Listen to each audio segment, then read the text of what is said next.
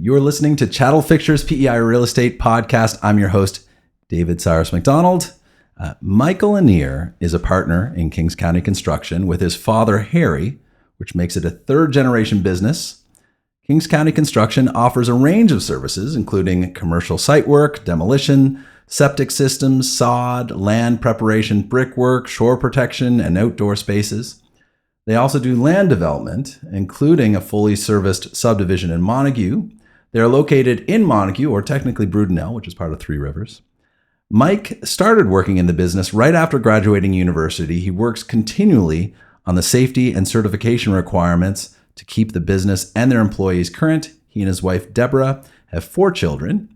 He is also a member of the Rotary in Montague and used to be heavily involved in soccer in the area. I, and many people who grew up down east, know Mike through his hockey coaching and refereeing. I personally had Mike as my Pee Wee A coach, where I had the benefit of participating in the Goodwill Games, an exchange between the Montague Norsemen and the Mount Hamilton Blues.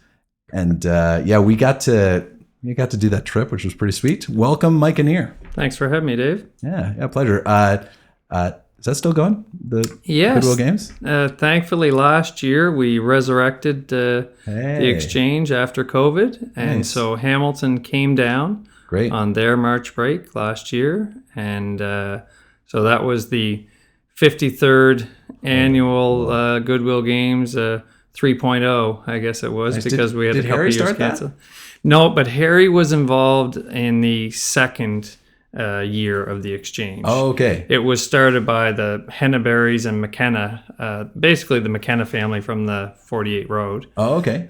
Because they moved to Hamilton, to Steeltown, and we're coaching Pee Wee hockey up there, and called their sister and said, can we bring a Pee Wee hockey team down to play some people? Oh, amazing. And so that's how it started, and the following year, the local team from Montague went back up to Hamilton. Did you play? I did. Nice. Yeah, I played in 81 and 82. Amazing. Yeah, or 82 and 83. Amazing. Yeah. Oh, that's so cool. Yeah. There'd be a lot of people. Actually, I was mentioning to you earlier, I was telling a couple people in the office that you were coming by, and Chris Fournier knew you from refereeing, and I think some other connections. You guys know each other. Yeah. And then I was talking to Brad Curran, who's also a realtor here, and I've known Brad for quite a while, but I didn't put two and two together that he's like, yeah, Mike was my hockey coach. I'm like, wait a minute, are you Wayne's brother? And so he played with Alistair, my brother. So I think there's about 15 Currans that went through the program. Oh, really? Yeah. No. Oh, nice. Yeah. I mean, that kind of level of consistency, I feel like that plays into your business as well, because you have been very consistent with kind of helping those things go along, as well as with your business, kind of the stalwart business coming out of down east. Where does that consistency come from? Yeah, I guess, I mean, you have what you know and what you've done for a lot of years. Mm-hmm. And, we just try to build on that. You talked about the landscaping, like Dad was one of the first to get into sod on the island in the 70s. Oh, really? And there's 3 companies currently on the island that do it. But in our area, there wasn't a lot of development down east, really. So companies like ours started as road builders because there was no roads. Right. So that's what you were doing, is you were really forging the roads and helping build the roads. Right? You weren't doing site work. There wasn't a lot of commercial site work or a lot of people building homes. I mean, there was farms there, and a lot of the people probably would do a lot of the work on the farms themselves. Right. So mostly people were road builders. And then just from that, you get into more of, if there's a new school go up or a new hospital or things like that, then you would just get into things like site work, which then leads to, okay, we need sewer, we need water, we need landscaping, we need brickwork, so all of it stems from the process of if we call it a site work or anything, even road building, you still need landscaping and things like that. To go along with it. Okay, so someone comes up to you and they say, hey, Mike, I just bought a piece of land. I want to put a house on it. What do I do next? How's that conversation go? Yeah, well, usually they're calling to say, I'm going to buy a piece of land. Right, yeah. And I hear I need a perk test, or what they call a site suitability test. Yeah. Mm-hmm. So it usually starts there, and then we will tell them that, if you go on to the building permit, the government actually has a really informative sheet that goes with the building permit that tells you all the things you need to do. But we also explain to them that if they're in an area where there's no central sewer and water, then they're going to need a septic permit from somebody like myself, because they won't process your building permit normally without a septic permit. So it usually goes from there, and then people are looking for budgets and stuff, and I find that they tend to forget about, because we are probably a minor. I would say we're in general about 10% of the budget for a project like that. Say a new build. Yeah. That would just be a rough number. Yeah, sure. But they tend to forget about it. Yeah. So oftentimes we just try to get people focused on the things like the well and the septic and the driveway. You need a government an access permit to a public right of way. So that's a $1,500 fee or whatever it is, and so you can't get your driveway. And so would you help them navigate through that process? Yeah, no question. Yeah. Yeah, in general, whether we fill out the perk test forms and we fill out the septic forms, in general, the customer will, I just say, go to Access PEI, and they'll guide you through the access permit for the road.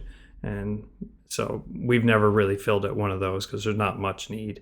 The information, Access PEI can walk them through that. But so would you hear first more often from the prospective owner or from the contractors or builders, or probably a mix? A bit of a mix, but recently it is more so the purchasers, the land purchasers. And what we've been kind of trying to say, and even for people like yourself in the business, if you're selling a parcel of land to somebody, it really should fall on the seller. That the first thing they should do, you should be saying to them, is get a perk test. Get a perk test, yeah. Because if I'm buying it, David, and I go and I get the perk test, and let's just say the perk test comes back as a category 3 or a category 4, then the cost of a septic is quite a bit more. Right. And then I may choose not to purchase that property. Yeah. But I just paid $950 plus tax for a perk test. Right. That is no good to me anymore. Right. Right. Yeah. So that's why it's the homeowner or the property owner should do that. Yeah, and then the people know what they're getting. Well, and he can just tack it on to the price of the property. Yeah, sure. And then whoever goes already knows, here is the results of the site suitability, and it's category 1, it's category 2, it's category 3, and so they don't have to do it. But we seem to get a lot of calls lately, right, for people that have to do it, and most people are. It's at the 11th hour. Right. By the way, it's closing tomorrow. Can I get a perk test? Can I get a perk test? No, right. No, you can't. No, you can't. Yeah. You better get it delayed. Do you have to get, how big a hole do you have to put in for a perk test? It's just like a backhoe you send out there? Yeah. It's just really you go 4 feet deep, and you basically, all you're doing is seeing how quickly the water runs off. How quickly it percolates through the soil. Okay. Yeah. Down 4 feet. Okay. And then you dig a couple more feet to see when you hit shale and or water on the property. Yeah, so that kind of gives you all the indicators that you need to know about having a proper septic system on that site. Right, absolutely. And so, I feel like there'd be a lot of situations where people would, in the process of subdividing the land, get perk tests done. Yep. Right? And because I see on surveys for subdivisions, often it'll say the perk test in the category on the survey itself. Yep. And so how long would that last? Do you know? How long will they accept that? Well, it's funny. They're now going back basically saying, and I don't know the exact date, if it was 2004, 2007, something like that. If it's in the 90s, Yeah. They're saying get it done again. Get it done again. Because we do have like geologically, I wouldn't imagine it would change that dramatically, but would the process of testing it have changed? So you hit it on the head. The land hasn't changed. Yeah. It's how they did it. They used to stand there with a garden can or whatever and dump it in the hole and say, yeah, oh, it took 10 seconds. Yeah, no, that's good. It's category 1. Right. So it's now they use a permeameter, it's called. It's basically a tube with lines on it. That's just, it's more it's more specialized for doing that test. Maybe more accurate. So that's all it's changed, and they do recommend if it was from when did they start using those? Well, that's what I'm saying. It's like 2004 or something like that. So if I get a perk test anytime after that, you're good. A lot, you're good. It hasn't changed. Okay. Yeah. Okay, that's good. And so, because one of the things in even the realtor agreements is it says up-to-date perk test, or something like that. So really, anytime in the last 20 years is fine. Yeah. And then before it, you might just have to ask. Yeah, there's no question. Sometimes, the records are pretty good at Access PEI and stuff, but sometimes, the information is not available. And other times, if it was a big subdivision, they may only make them do perk tests on 2 of 10 lots or something like that, right? So they didn't actually have them for that lot. Oh, but the problem I find, David, is it's one of the things that you don't want to mess around with. Oh, yeah. If you're going to build on a property, then you can't cheat on the septic system. Well, because if you say, oh, well, I'll just do this, and well, if it doesn't work, then what? You've got a pile of waste on your lawn. Exactly. So, anyways, it's not one of the areas to cut corners. Yeah, definitely. You want to make sure you know what the soil type is and build a proper septic system. Okay, yeah. So you're going through this process. They're having you in, and then they're saying, what about a driveway? Say if they're adjacent to a country road or something, and they've got a lot. It's an acre. It's got enough frontage. It's got enough size. It has perk test. But they got to put in a driveway. They got to get a culvert. Would you help them with that whole process? Yeah, no question. I was at a site the other day, and they didn't. It's a subdivision in it's a private road. Yeah. So they don't have to go through the access permit through Access PEI, but then they still have to get a culvert and put the culvert in. Oh, so a private road, you don't have to go through Access PEI to get a permit. Exactly. The government just wants you to apply when you're accessing a public road. Yep, makes sense. And so if it's a private road, then if it's a private road, then they're not plowing the snow, they're not maintaining the road, so they don't need your money. Right. Yeah, exactly. So so this one that I'm thinking about, there's the road, and then there's a laneway, which is a 66-foot right-of-way. The lane itself, I don't know, probably 20 or 30 feet wide. If you say there's a lot right next to it, if you cut in off the laneway and put, say, fewer than 5 lots, would you need, what? I guess you'd need municipal permitting for that. There's no question. You need permits for all of it. Yeah, for all of it. Yeah. And I guess just that. It was just that provincial approval for the culvert. You hit it on the head, though. There's rules about whether, I think it's up to 9 lots that you can put in without having asphalt, say. Oh, okay, yeah. Yeah, but everything, it has to be a 66-foot right-of-way, and everything has to... It's more than one property, right? Yeah, but everything has to be built to a government spec. Yeah. It just doesn't have to be Completed? Asphalted. Well, it just doesn't have to have asphalt. Yeah. Yeah, and so there's just a difference. We'd always recommend that they build it to a government spec. Yeah. Because it does allow you in the future to, say, pave it and say to the government, here, do you want to take that? Yeah, and they might take it. Yeah. Maybe. Yeah. And probably if there's enough houses on it. Well, that's how they all start, right? Yeah, exactly. Most of the subdivisions would. Yeah. Back in the older day, not now. Not now. How many? Is there a measurement of how many houses need to be in a subdivision before the province will take over the road? No, it doesn't really go by that. Oh, I said, there'd be less and less of those situations because they'd all be an old situation essentially. Right, and a lot of the subdivisions have already been made. You mean? Yeah. Exactly. Right. So say Hollow Pine or exactly. My parents' lot. Yeah. But that's private, right? Yeah. The laneway down is, but yeah, I mean, with that one in particular, it'd be interesting to put just like, say, a couple off Hollow Pine Lane and then maybe a few off the Robertson Road. Yeah. But I don't know, would they allow that many culverts? Well, once again, it's all speculative in terms of... Right, you have to know the specifics. When a government wants to take over, they don't necessarily ever really want to take over. Well, and I feel like they would I guess Hollow Pine Lane, there's all those, there is a fair amount of lots down there.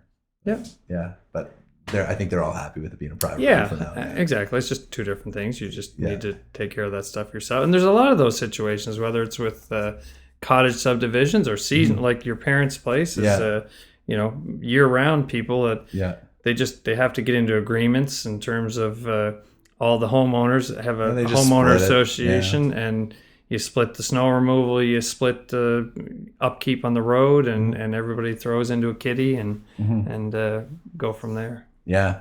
So okay, if you have somebody with waterfront, I mean, waterfront lots, outside, especially outside of municipalities, but anywhere really, are very sought after. And I mean, partly there's only so many of them, and it's just so nice to be able to walk out your door and just go either right down to the beach or see the view or whatever it is. Yeah. But I mean, erosion is a situation.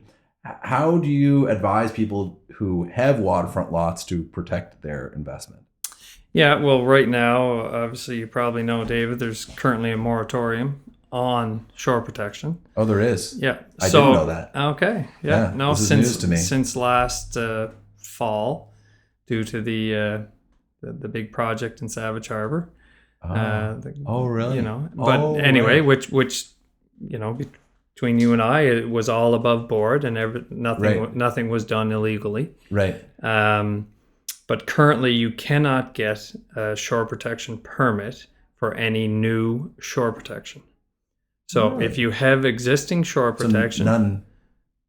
No new projects. So if you have a client tomorrow that you're meeting with that there's no rock, concrete, or anything on that bank, well, currently I am actually later today. Yeah, and they can't. Now we are expecting it to open back up. Yeah, very shortly, because there's a lot of people trying to protect their investment. And to be quite honest, not a lot has changed in the last 50 years, other than back when my parents were, had a cottage and stuff, they'd put shore protection in for a couple feet up the bank. But just with the rising sea levels and you put it. How many feet up would you want to do honestly, if you could right now? A lot of people would say 12 feet. Yeah. As a minimum, but I'd say anywhere close to that number, 10 feet is, probably fine. Yeah.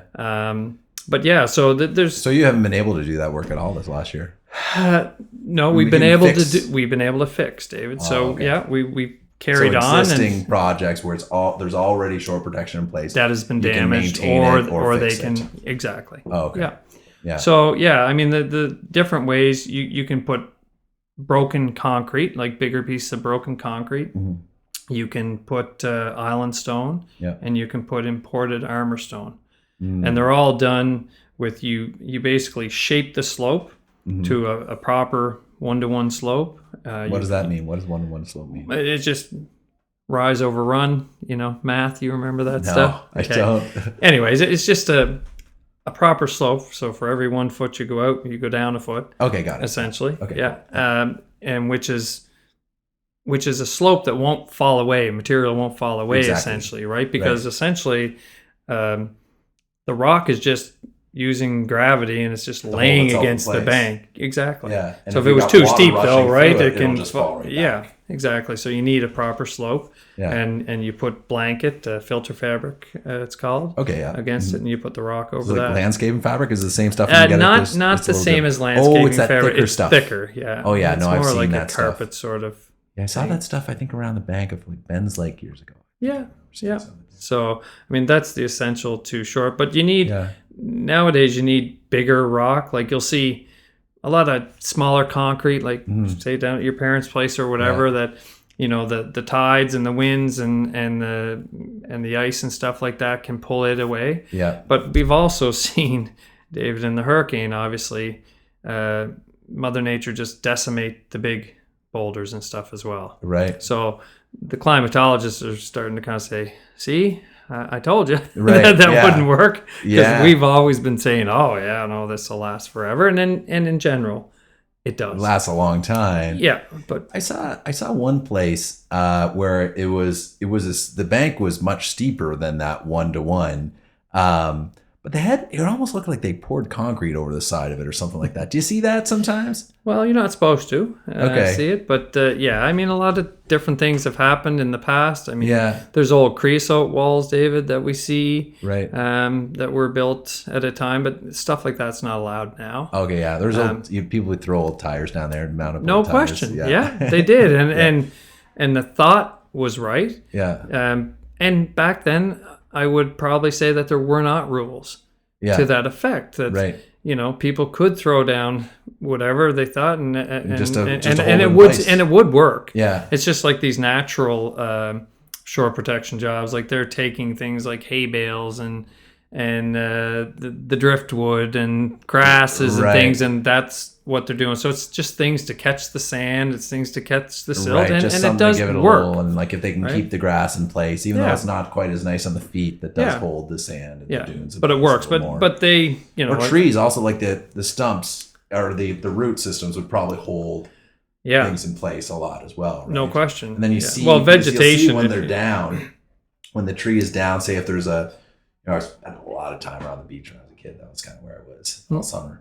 But you'd see the trees down, and then it wouldn't be too long before you'd be able to see kind of the whole root system behind it, right? Yeah. Because I think it would then it was able to wash away. And then when it goes, it takes 10 feet of bank with it. Sometimes you'd see these big, these big areas. But that's why you need to get that material back in underneath it and have a proper slope and get vegetation growing on the slope. In a situation like that, would people not even be able to get a permit to put in?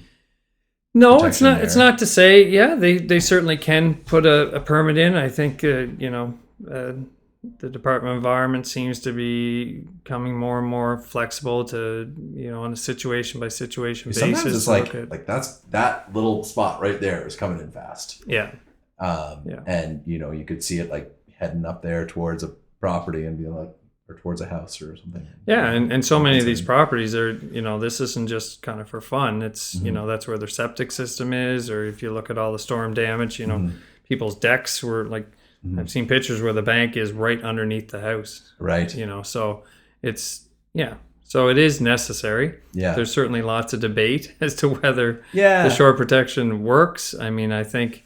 Yeah, I think that particular case too, so did it all stem from this case in was it after that, the moratorium? Because that particular case was kind of unique in that, it was, I don't know the details enough to really kind of speak to it too much, other than there was already a property there and there was already a retaining wall that was like wood or something. They had a bunch of junk behind it. Yeah. And then they basically put in a new stone. Proper shore protection. And they set back the new house a little bit from where it was.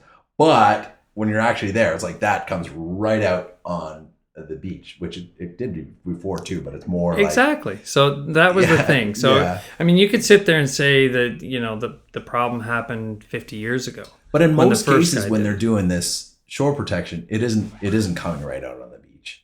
No, right. So there's rules that change that. In general, if I was going to your place, the rules are I'm only allowed to start the rocks 1 meter away from the toe of the slope or the bottom of the bank. Right. Yeah. So exactly. So it's not. So I went to your place. I shouldn't be any more than the beachfront will still be there. People will still be able to walk along it. Yeah, and once again, that is one of probably the only cases that anybody knows of on the island where you can't access it. But I think the point was, you couldn't access it before. Yeah, exactly. Either. And that does stem back to however 50 years or whatever the damage was done 50 years ago. Yeah. And some people would say, well, two wrongs don't make a right and whatever. But the rules were in place that they did everything legally. Okay. And so whether there's going to be new rules when the moratorium comes off, who knows? Yeah. And I just hope that they're sensible. That's all. No question. It is nice to like I wouldn't want, and actually, like you said, it doesn't sound like that would be the case anyway. If you can only go at a meter anyway. It's not like people could build this big thing out there without a lot of special permission. No, you can't. And environment, they're looking at things a lot closer now. Like every time I put a permit in, they show up to look at the project beforehand. I got a call the other day where they audited one of the projects where they come back to look at exactly what I did. Because I put a permit in to say I was going to do this, and they come back and say, yeah, you did that. Okay, so let's take someone now that they have maybe they've got a country house and they've got a whole bunch of acreage, and they're thinking, you know what, I think this would be great for a subdivision. I mean, that's a big job. Like, say if they want to put in a whole bunch of lots, 20, 30 lots, something like that. What would happen if they gave you a call and said, hey, we're thinking about doing this? What would be your first conversation you think you'd be having with them? Yeah, I mean, I think some of the things that it has to make sense economically. And nowadays, the cost of everything to do with a subdivision essentially has gone up quite a bit. Like depending on whether you have on-site sewer or water, like it can be $3,000 a meter, but that's a way of looking at it, a cost per meter. So it's like some people, when you talk about, say, along the waterfront, or whatever, but if you can't get lots on both sides, then it's very restrictive cost. And the roads cost double. That's right. Exactly. You're not splitting it with the two individual driveways or anything. So that's, I mean, it all boils down to whether it makes sense financially, to be quite honest. We can give people, all the numbers that necessary for the development, and then that's really up to them. It's what was the land cost. We can give them the development cost, and then it's what can David Cyrus sell a property for, or those 20 lots or whatever. Yeah, exactly. So then does it make sense? And I think with something like that too, for people calling me up about that, it is nice to be kind of conservative with the numbers as well. It's really easy to get if you're representing the seller, obviously you want to get the absolute best price possible. That's your duty, actually. But when you're in that phase of things, I think you want to be really real about what you actually could get. And and we were talking about that earlier, where we can say, you can get $200,000 for a lot. It's like, okay, can you really get $200,000 and then for a lot for those 20 see lots? What things are listed for, and you think, you could get that, and then you actually go and see what everything's sold for, and that's when things start to get a little bit more real. So as you say, it's no sense people thinking they can get that number and going to build that subdivision, buy that land, and then they can't. But there's like processes that like basically any realtor could do for that person, which is like, okay, let's just go in and let's look at all the comps. Let's see what all the properties around here have actually sold for. And we can also look at what the people are listing them for now. And let's just go through these numbers. It's not rocket science to figure that out. And not to say that, it doesn't, like, marketing matters and all that stuff. Anyway, sidebar. Okay, so then basically the economics decision. So if they called you, would you say they had a bigger area? Is it something where you or someone from your company could pop out and kind of take a look? Yeah, no question. A lot of the stuff we do, David, is a hands-on site visit. Because you need to look at the land. If it's a great big hill, it's a great big hollow, then those two things would create more expense to road construction. Right? Whether you have to bring in more material or whether you have to cut out a whole bunch of material. So there'd be like road construction, but then there'd be other infrastructure they'd want to consider the cost of, whether it be the power lines. Is that just all Maritime Electric when you're getting that? It's all Maritime Electric, and they have their own, I don't claim to know a lot about it. There used to be rules where, they'd give you X number of poles free, and way back in the day, if they knew they were going to get the customers, sometimes they did put the poles in for free. But now, or even like 150 feet or something. Now I think it's up to $2,000 a pole. But there's still talk of things like as customers get added, there's rebates. You get some kind of deal. But that's all Maritime Electric's deal. But you're right, you need to know that up front. What the cost is going to be because you're going to bear that cost. If you're the developers, you need to have that available for them. Or at least the builder in the end. Somebody needs to get it down there.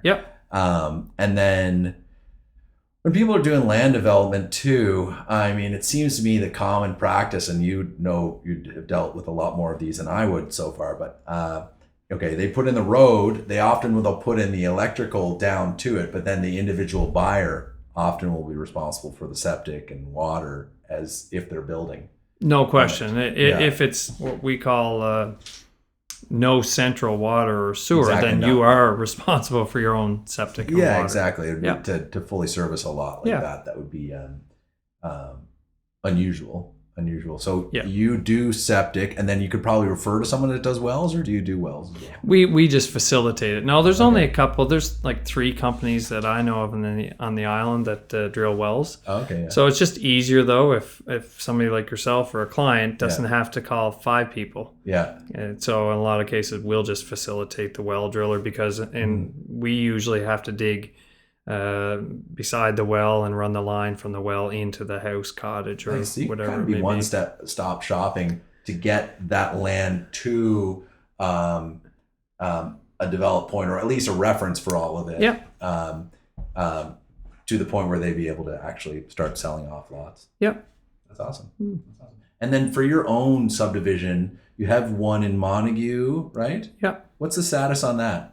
Well, like I said, we've just really sold our last lot, so we're looking at developing a second phase. Okay. So we're just working through that process now. That's exciting. Yeah. Yeah. So how many lots were in that? In the first phase, there was 12, and in the second phase, there'll be 16. Okay, cool. Yeah. So you put in a road. Is the road paved? Yeah.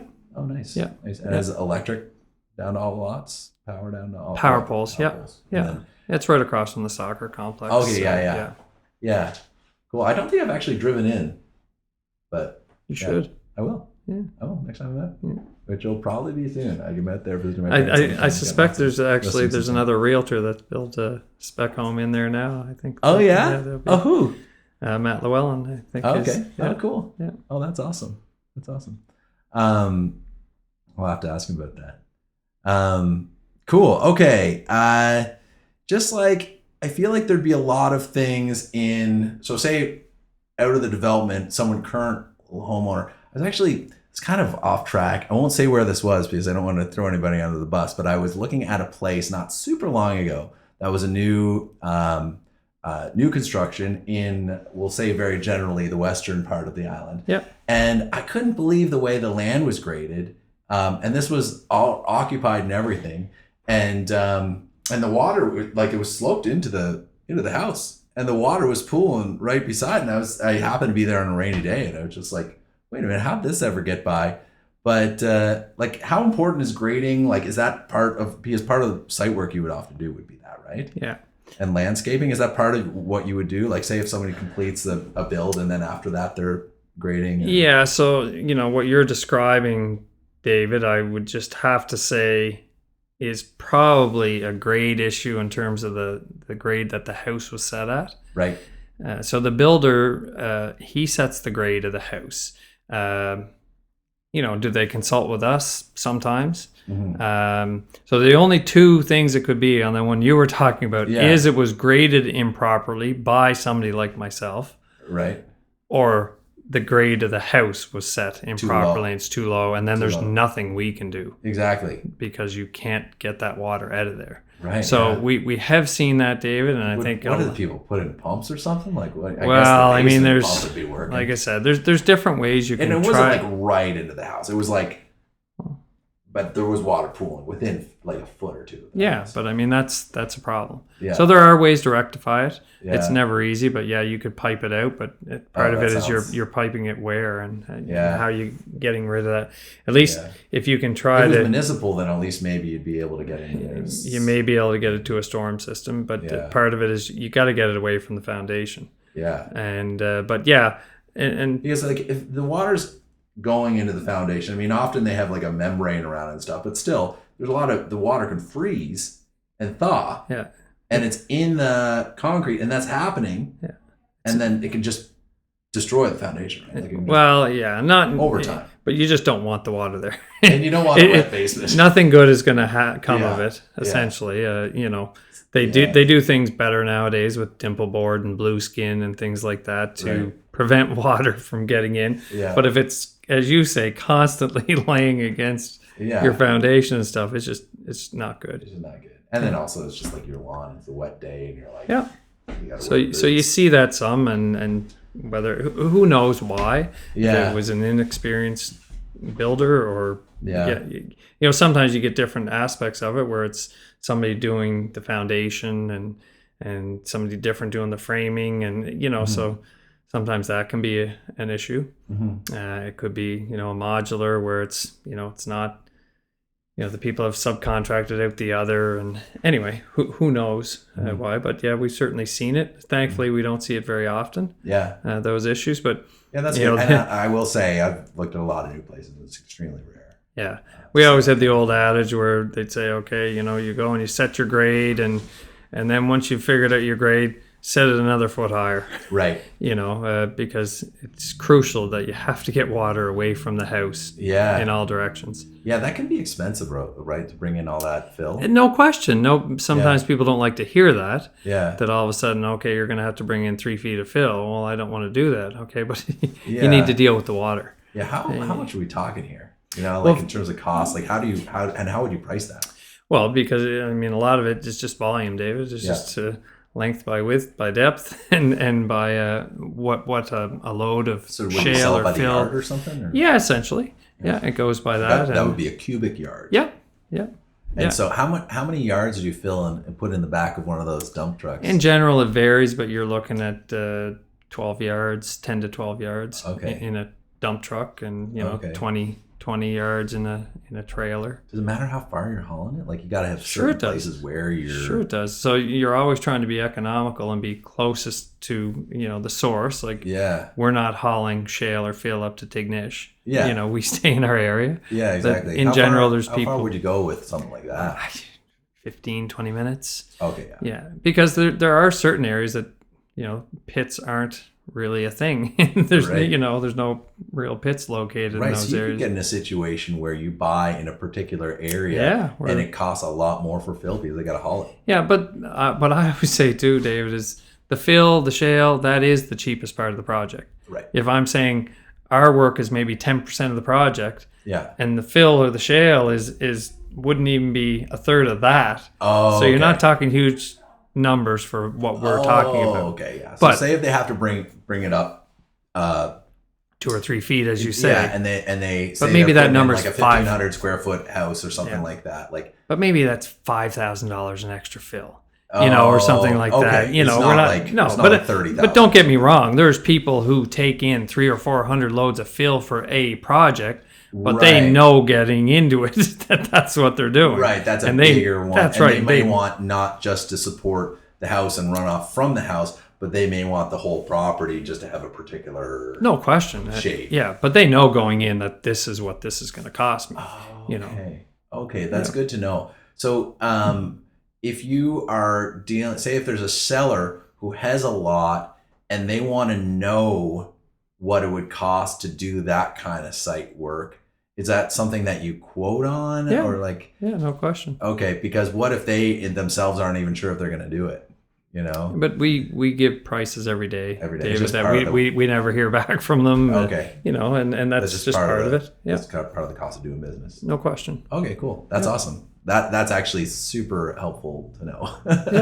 Because I would be reluctant to call. I would have prior to this conversation. Well, part of it is, David, to call just because out of fear of kind of wasting your time without knowing for sure that we're going to go down that route yet. Yeah. Whereas you are, if I'm getting this right, comfortable with someone who's not sure yet, but trying to figure it out, giving you a call just to get a sense of what it might cost to do something. Yeah, but an example would be if you're taking a client out today to say a new subdivision somewhere, and you get, you know, one lot that's a lower lot at the bottom of the hill and another lot that's a higher lot up here. It's pretty easy for me to say, David, okay, that one's going to cost you another $10,000 or $15,000. Right. Because all the water will be running towards it. But to build it up. Yeah, exactly. Right. Yeah. Whereas this one's already high. It's already high. So we don't have to do that. So it's easy for me to say that loss will cost them. Oh, but they like this lot more. it's better view, it's better whatever. Well, that's fine. They can take it, but it's going to cost them $20,000 more. Right, exactly. Right? And probably you've been doing it enough time that you can kind of have a rough idea off the top of your head what it's going to cost. Yeah. You don't have to go back and exactly. We're not reinventing the wheel, but we're just saying this is the estimate that it would be. Because you're going to need 100 loads of fill or whatever, and this is the price. Great. And what about people like entrepreneurs who are kind of getting into development, and they say they're thinking about buying land, and they're thinking like, is that the sort of thing where they could give you a call and be like, hey, we're going to check out this. You want to hop in, take a look at this with us? Like, I mean, within reason. There's no question. People will stop in every day and I'm thinking about subdividing this. And, how much is it going to cost to clear all the trees? Or I'm thinking about these two properties. One's got trees on it, one doesn't. Exactly. What's the cost? Yeah, what does it cost to get rid of trees? I mean, you can be anywhere of $5,000 an acre and up. It really depends on the trees, David. In general, trees used to be worth something. There seems to be a lot less value. Right, yeah, exactly. At least locally. Yeah. So I mean, that'd be a starting number. It's probably between $5,000 and $10,000 an acre, depending on how. And that would be the trees are gone, the stumps are gone. Yeah.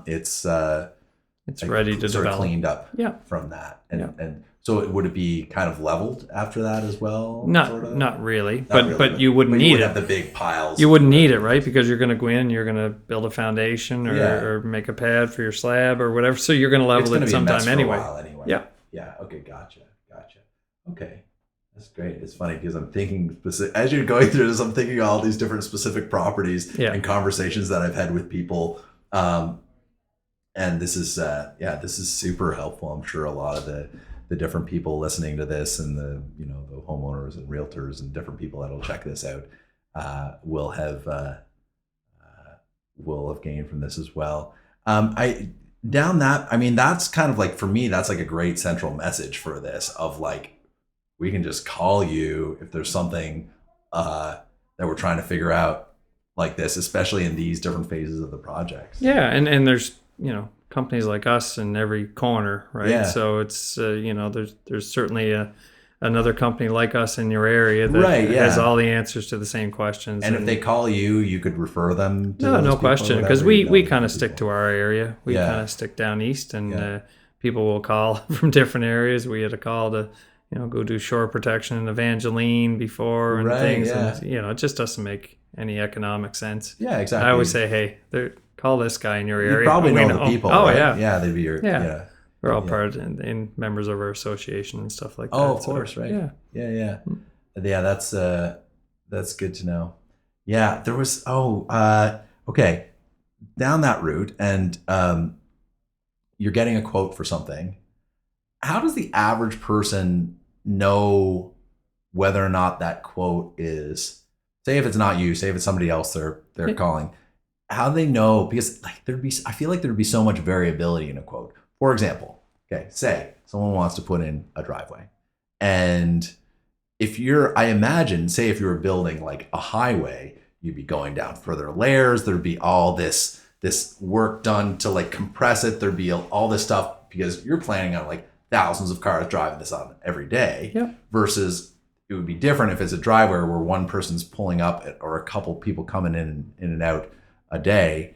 So you got to imagine like a highway would cost a lot more than a driveway, but then you'd have to come to it and do the specific stuff. Like, how does someone know that, not just that if the price is right, but if the work that is going to be done is suitable for what it is, right? Well, we always say, David, is that there's construction standards, right? And in general, I'd sit there and say that any of the companies that I know in general adhere to the standards. But I always say you want to be comparing apples to apples. Right. So what you hit on the head is, in general nowadays, in the past, we used to say things like roads were actually built with 6 inches of shale. Right. And 4 inches of gravel, and then say 4 inches of asphalt. But nowadays it's 12 inches of shale because our base is terrible here. Yeah, right? Exactly. So that's exactly how I would say for you to build your driveway. Yeah. Even though it's just 2 cars going over it, whatever. Like. Yeah. Bring it up to a standard where it's not going to be like because a couple the years shale, from now, as we say, the shale is the cheapest part of it. The asphalt is the most expensive part of that. And there's no sense putting asphalt on top of something that's not going to hold up. And it's just going to move around. Yeah. And so much of that, I mean, roads, I mean, we're notorious, some people on PEI, for just our roads cracking and breaking. Yeah. But you know what? We're doing everything. We are building them as best we can here. Yeah. It's just unfortunate they don't last. Yeah. How does someone make sure that their driveway or their individual project is done to the best standard? Once again, I think they have to know the questions to ask. Mm-hmm. And I would just say that in general, the people in our area are doing good work, but it's mm-hmm. like, could you get a house built with, 2x4 walls or whatever instead of 2x6 walls or, exactly. Whatever. So it's all the same, David. Yeah. That you just have to know what you're asking for. Yeah. I mean, in things like septic and stuff, it's different because there's physical requirements that I can't go and put a smaller system in, to your place. Right. Yeah. And have it fail. Right. But I guess I could scrimp on some gravel and some shale. Right. Right. But we don't. We try to encourage people that this is how you do it right. Yeah. When you're building your lawn, 6 inches of topsoil is a good number to put on, so your lawn's going to last. Yeah. So those are some of the things that. Right. But you're right. How does Joe Public know that? Yeah, because somebody else but all you have to say our quotes less, but it's only 2 inches. No question, and all we say in those regards, because our quotes have been higher and they've been lower, is sometimes just. You need to know what you're comparing. Exactly. If you're comparing apples to apples, all of a sudden somebody say, "Oh, well, no, they weren't going to seed it." Oh, okay. Well, our price included the seeding. Yeah, exactly. So they weren't looking at. They went with. Sometimes you'd say they'd be like, "Oh, somebody else quoted this." Be like, yeah. You'd probably be like, "Hey, can we take a look at that quote to see if that makes sense?" Yeah. No, we don't ever want to look at, but what we just caution them to, right? Oh, okay. We never want to look at anybody's quote. Right. We just say things like, "Okay. Does everything include the same on both quotes?" Right. Maybe all of a sudden another quote didn't have asphalt, and right. we've included asphalt or something, and vice versa. So those are the different things. To just know what you're quoting. Oh, okay. Yeah. Right. Yeah. And then back to what we were talking about before, if you got to add fill and stuff, because if you have a property and say it's a bigger lot, yeah, you could certainly. The difference between you and I in terms of how much fill we bring in could be remarkably different. Right. And so a competitor may take in, he may really taper the slope out and take a lot more material in. So right, yeah. His quote may be way more than mine, let's say. Yeah, but and somebody could say, well, why? Well, okay, he's got 200 loads of fill and I've got 100 loads of fill, and you say, "Oh, okay. Well, no. If you wanted to do that, you never mentioned you wanted to do that. Yeah. You just wanted to make it mowable and blah blah blah." So, those are the different things that you just have to be on the same page in terms of what you're quoting. Yeah. What is the best way of people getting hold of you or getting hold of? You can find us on the web. You can find us on Facebook. We're in the phone book if anybody still has a phone book. Yeah. So they can call, email. Yeah. And that's, great. Yeah. And anything else you want to mention? I just think part of it nowadays is I find everybody's busy. Yeah. So there's lots of inquiries and I think people's patience, there doesn't seem to be much patience in the world anymore for the timelines for people getting back to you on quotes and getting projects done and stuff. And I think we're all faced with the same issues in terms of labor shortages, skilled labor shortages. And so we're all trying to do the same amount of work with less. Yeah, so I just think people need to be patient with contractors and stuff in terms of, but I mean, you can see that on Facebook every day, whether it's, waiting for a TV repairman or dishwasher repairman or the guy to landscape your beds or whatever. So anyways, I just think people expect a lot more and they expect to call and see you there tomorrow, and it's just not possible in our world nowadays to. What about with right planning though? Like say, because I think oftentimes it's probably does the situations like, oh, like you said, like earlier, oh, we need a perk test now. It's like, I'm sorry, we don't have anybody to send right now. But if you were like planning a project out and we're like, okay, in next month we're going to need a perk test. Let's see if they're available. You could schedule something in, right? No question. And those, we don't hear about those enough. But I mean, we had a call from a guy last year, can I see you next year, to plan this? And you're like, wow, that's great. But then they could probably be solid and not be scrambling. Yeah, exactly. Yeah, so and they're thinking ahead. Then they know their costs. They have it planned out. They have a bit of a schedule, and you can work. Schedules are great, but they don't always work in our world, weather right? Yeah. Because if you're sitting there waiting for a project, and then you had to go start something else, and all of a sudden, okay, we're ready now. Okay, but we're over here doing this. We got to finish this now, right? And because you weren't ready at that point in time, anyway, in general, we don't hold people up if possible. But I just find the more people can stay ahead of it, like I was saying to you, that perk test that they need tomorrow to close a land deal is. I get it. Maybe nobody informed them of that. But it's to try and stay on top of it, and that's where the realtors can help and stuff in terms of notifying people that, or you often hear about these septic inspections and things like that that people need. And anyway, it's just to stay organized. You guys do septic? No, we don't, and it. It's the type of thing. People that do that. And it's a bit of a different thing. It's. You can't really inspect them. All they can do is when they pump it, they can tell what the tank looks like, and that's about it. To be quite honest, right? So they don't. It's hard to know fully. No, they don't charge a lot for that. No. They're probably just doing it when they go to pump it and basically saying, it's a newer tank, and there's nothing coming out of the lawn around anywhere I can see. So hey, so there's only so valuable, And I don't mean that in a negative way. Towards it's just. You can't. The important part of the septic essentially is the field bed, right? And you can't inspect the field bed, right? It's under the ground. Did you see a big change in cost of your materials during COVID and that kind of thing? Like, because I mean, I'm sure some of it is imported, but a lot of it would just be like local. Like how did that affect you? Yeah, no question. There was a big issue with pipe. Pipe has gone, through the roof. And it was supposedly related to resin and stuff that makes the pipe, plants in Texas that shut down. Yeah, exactly. Yeah. So, I mean, pipe has gone up quite a bit. Has our gravel price, because a lot of the gravel is imported from New Brunswick, Nova Scotia. Yeah. Other than that, no, but then our parts, all of our parts for our equipment and stuff like that has gone up drastically, and plus availability. Yeah. Of things is a problem. Like there was times last year where there was no septic pipe on PEI. Oh wow. Yeah. So so that's just what you're left with. You just gotta wait. Yeah. Okay. So thank you so much for all this. Kings County Construction. People are looking for you. Thank you so much for doing this, Mike. And that's it. It's a pleasure. Thanks for having me. Awesome. Pleasure. Great.